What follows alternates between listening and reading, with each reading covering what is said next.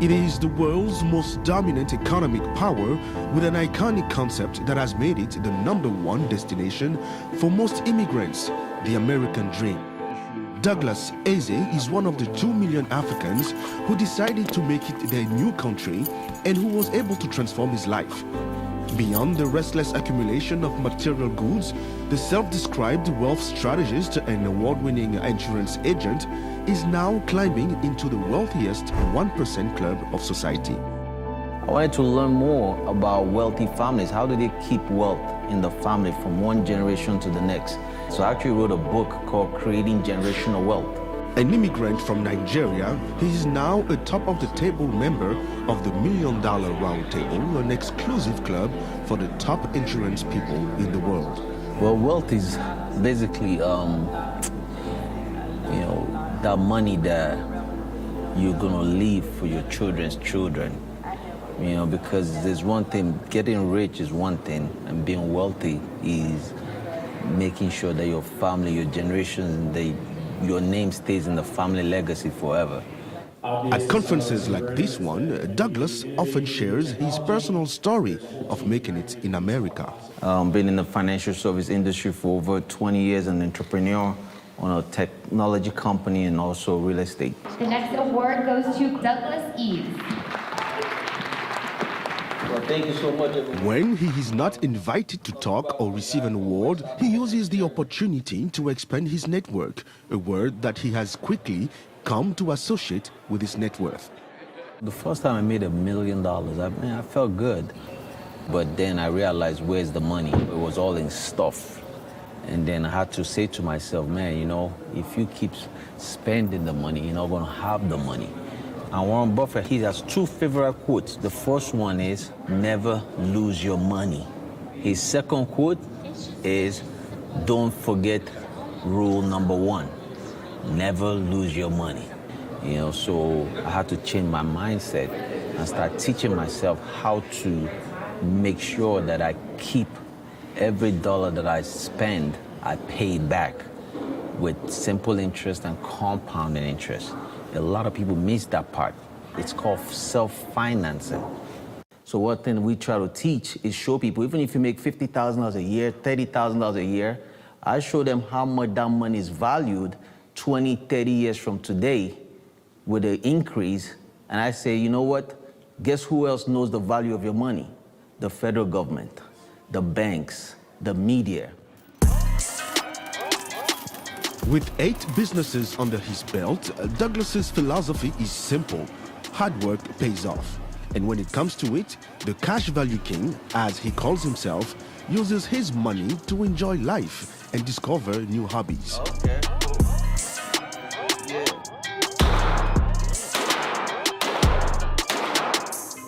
It's beautiful. So, don't mess with me, man. According to a 2019 study by the Pew Research Center, 1 in 10 black people living in the US are immigrants. I've always wanted to go to America. That's the God's own country.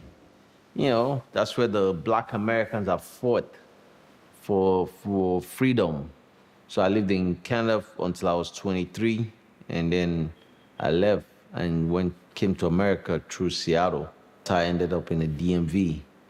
I've been here ever since. So my boy that I came to stay with in DMV, in Maryland, Virginia, he had an old car, that he wasn't driving as much. So I bought it for like $500, an old Honda Civic. I paid $500 for it, and I started, actually, that became my house for a little bit, became my house while I was waiting table at IHOP. So I'll go in the car, sleep there. In the morning, I became friends with a guy that owns a motel, the motels, the manager there. I'll go tell him, hey, listen, I work at IHOP, I don't want to stay in, but can I use your rooms and just shower in the morning? Just want to use the shower, have my stuff. He said, okay, cool. So he allowed me to sleep in his parking lot in my car, and then in the morning I'll go, and he open one door, I'll go and take a shower, and I'll go to work. So most of you didn't know that I was sleeping in the car. They didn't even know that. I saw a lot of people that worked at the same IHOP and the same paper route. They were comfortable. They didn't, that was like, they were fighting to become managers. I'm like, nah, I gotta get out of this place, man. I don't want to be no manager here. I mean, especially when I saw people in the financial industry that were making money. I didn't know nothing about finance. I just saw that, man, they're making money in this business, talking to people about saving money. I could do that. I didn't become superstar right away, but I learned. I had good mentors, and I'm a learner. I always like to learn. Just reading books, finding successful people, that are open, because not everybody's open to talking to you.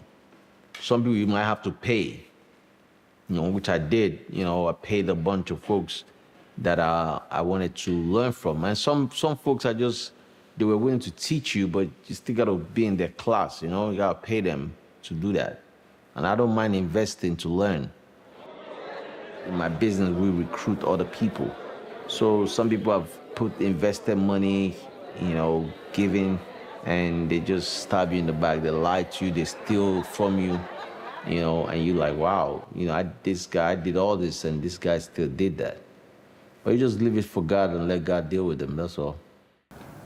If making a difference sometimes requires courage and resilience, a giving back can also happen in the most surprising ways, like for Douglas, who literally gave away a part of himself. So back then, my ex-wife, nice young lady, we were together for a while. She helped me with my papers. So her sister's husband, they applied for life insurance through me. So I gave him a coverage and everything, and then he got declined, but he also got a call from the insurance company that his kidney was failing. And when I heard his story, because his dad died at the same age, and then his wife was pregnant, and they have 3 kids already, and he was 34 years old. So I'm like, okay. So I went without even my wife then knowing. I went to the Innova Fairfax Hospital and said, let me test and see if I could be a match for him. And I did. I went and tested. I wasn't a match. Even the doctor said, listen, you all don't match, but it's 2% chance this will work if you do it. You're only related, you don't have any, I said, listen, forget all that. I said, at the end of the day, it's God that's gonna make it work. It's not me. So I did, and boom. As soon as we put my kidney, because you have 2 kidneys, so one is working, the other one is just sitting around waiting. So so they took the one that was working, and as soon as they put it on him, boom, he started using it, started working immediately. But So my kidney lasted on him for about 10 years. The longest they've ever seen. Mostly they say 7 years. I didn't even know it didn't last that long. If I had known I thought it was gonna last forever. I didn't know it was only 10 years. They should have told me that. So long story short, he's back in the waiting for additional kidney, but he was able to see his son graduate and all that good stuff, his baby, so which is great,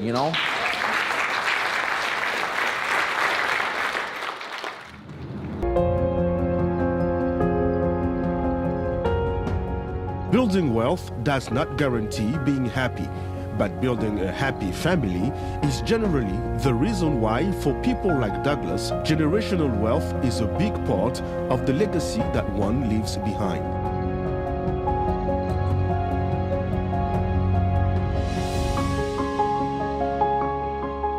In 2010, 2011, I told her the story about, I have this son in Canada, but I don't know where he's at, and she took it upon herself to go find him. She said, just give me his name, and I did. And she went and online, started looking for him. So she called me one day and said, listen, I think I found your son. She said, let me send you what I have. His name is Kevin James Chukwuka Mihan. So I gave him my Igbo name, when he was born. That was the only thing I asked because they didn't want me to, because his grandparents are Irish.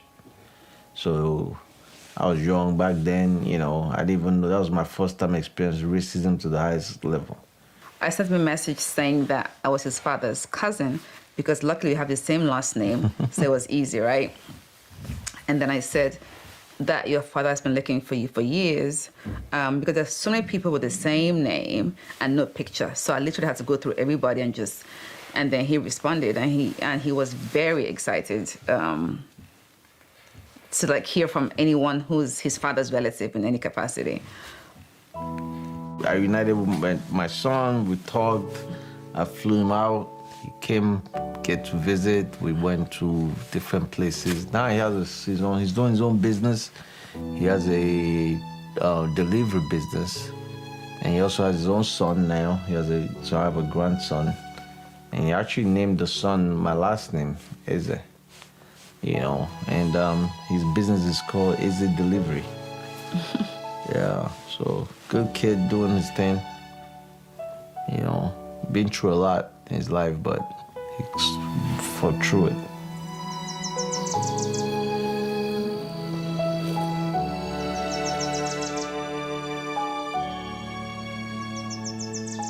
It looks beautiful.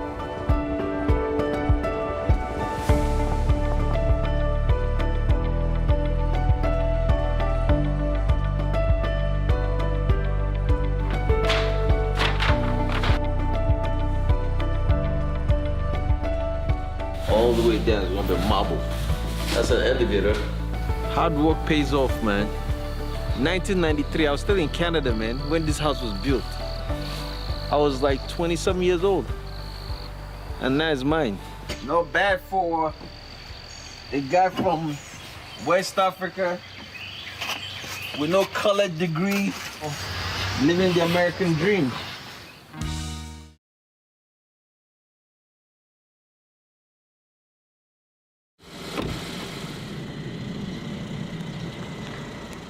According to a 2021 article published in Kiplinger.com, the state of Maryland had the second highest number of millionaires in the United States of America in 2020. This is where we meet Adisa Berry, a decorated minority and woman business owner who came to America more than 30 years ago from Burkina Faso. Today, this self-made millionaire leads a successful electrical construction company with an annual revenue averaging $25 million. When I came to this country, my major was accounting. I got my bachelor in accounting, and then I had a part-time job with a construction company. And I worked for the construction company as a controller of the company for about 12 years. Noticed that many CPAs are not familiar with construction accounting. And it's something that I had already understood very well in school, and I mastered it very well. So when we used to have CPA come in, I had to explain them about the construction accounting. And then I opened my own business, and I was doing construction accounting. Then when my business partner joined the business, he said, Adisa, I know you want to do construction management, but my background is electrical. If you want, we can take that route of the electrical. I said, hey, any opportunity that can grow the business, let's go for it. And that's how we got ourselves into electrical business. Yes. In order to claim her place in this male-dominated industry, Adisa spared no efforts, even if that meant going outside of her skill set. I'm a women-owned business. I'm a minority too. So when you go to apply those kind of certification, they want to make sure that you at least have a good knowledge about the business.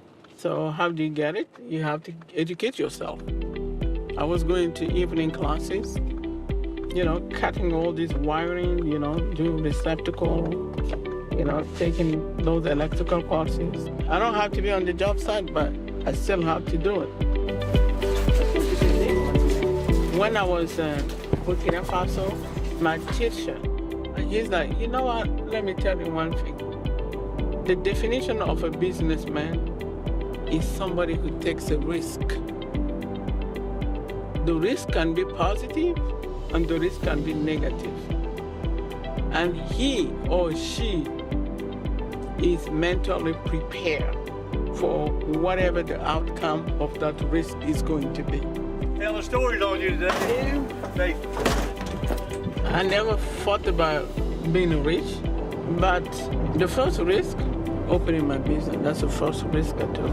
And these are all temporary feelings. It's temporary. And I'm glad I took that risk. For most Americans, buying a house is often considered as one of the first investments on the path to building wealth. So I got a few condos in this building. And there's some in this building too. And that building also. Every time one comes on the market, you have to get it very quick. If you don't, you miss it. Now I got addicted. I keep buying one after another, one after another. And then I refinance a house and get money to buy another one. It is said that courage and resilience are two virtues the first immigrants in America carried with them. This is still true for those arriving today. It is also what pushed these African high achievers into positions of success. I came to U.S. from Burkina Faso in 1986, September 1986. My ex was living with, he was renting a room in a house. We were staying in that room, and I was going to school. I had my daughter when I had only 1 year left for my school, and I was struggling with my daughter, trying to study and take her to the babysitter. It was really a lot of work to do. I went through that and I graduated. And I remember when I was done with school, I would send my resume everywhere to companies or look at any employment. I don't receive any response. And my landlord told me, you know what, you need to take all these African degrees that you have on your resume and take all the experiences that you have from Africa, from your resume, just leave everything that you did here in the United States. I removed everything. Then a company called. I wasn't home. My landlord was a white person. And when they called, they heard the voice message. And then when I came back, he listened to the voicemail and he told me, oh, somebody called. They really want you to call them back because they have a position for you. They have an opening. And I was so excited. I got the number the same day I called the company. As soon as they heard my voice, they said, oh, the position has been filled. Less than an hour. When did you fill it out? I didn't know what to do. I used to take my daughter to the park, and this lady heard me speaking French with her. She's like, oh, what brought you here in the United States? And I told her I studied accounting. She's like, oh, you know what? We got I have two partners, and we have a business, but the business is really in my basement. We're just starting up. We don't have anybody to help us with the books. And I told him, well, I have to take my daughter to the babysitter. I paid the lady $5 an hour. Oh, okay, so we can pay you the $5 an hour. That company moved out from her basement. We took over a whole floor in a building.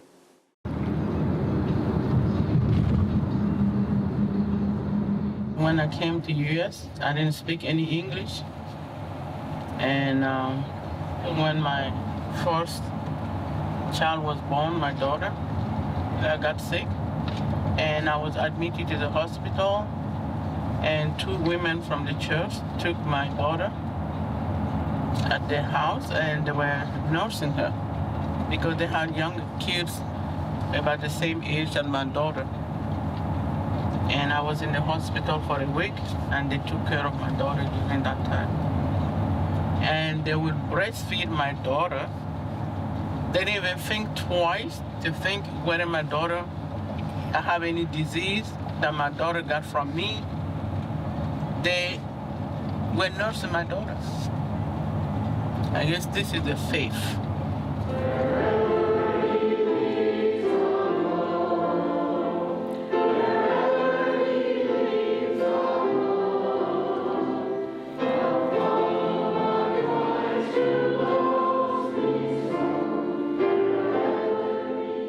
I was in a nursing home several years ago, and I was in there for several months. And I got sick, and I had to go to the emergency room and spend the night. Well, to keep my room at the nursing home, it cost $400, which we didn't have. And later I found out that Adisa paid that. And nobody else knows that but my husband and I. In fact, I didn't know it for a long time until he told me. And she's come through many times in our lives to support us when we've needed it. She's always there, one phone call away.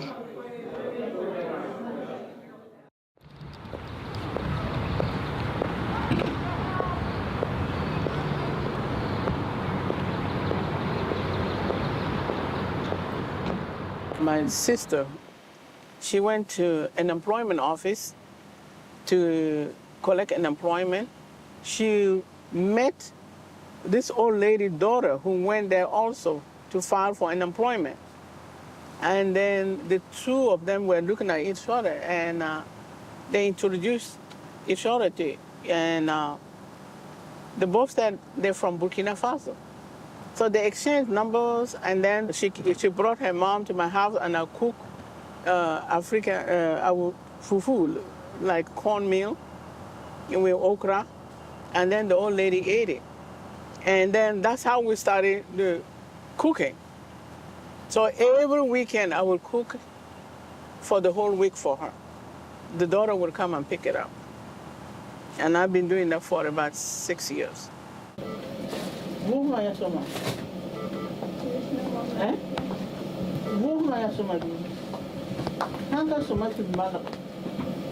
She had a stroke. She had blood clot in her leg. They did the surgery, all this stuff. And now she's on the ventilator. So breathing tube and feeding tube, all this stuff.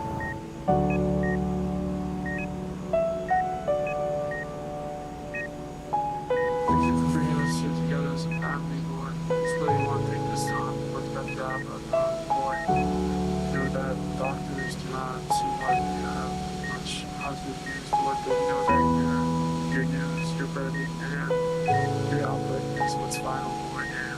And that's what we have faith in. That's what we want to put our trust in, Lord. And it isn't you, Lord. We just pray that you lay your angels around Yahweh in this room, Lord. Lift her up, Lord. Help her so that she can be independent, Lord. She will be able to Le Seigneur est si pour ma terre. It's fine. Thank you so much. Thank you, Papa.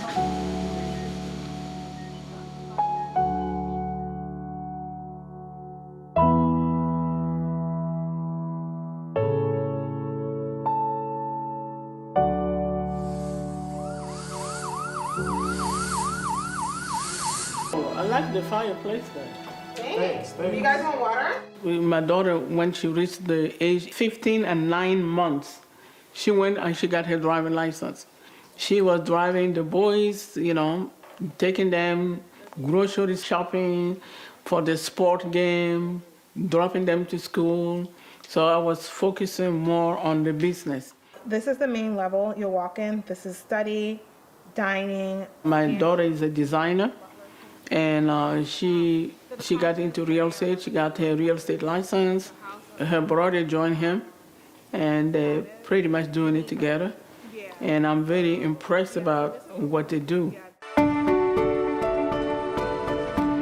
And my other son too, in the middle, I'm really proud of him too. He's an IT designer. He worked for one of the big 5 tech companies. I never dreamed about American dream I'm grateful that God really helped me, and He gave me that opportunity to realize and to live my American dream. African millionaires in America are changing the narrative by blazing new trails and giving hope to many immigrants, a proof that the American dream is still alive and well.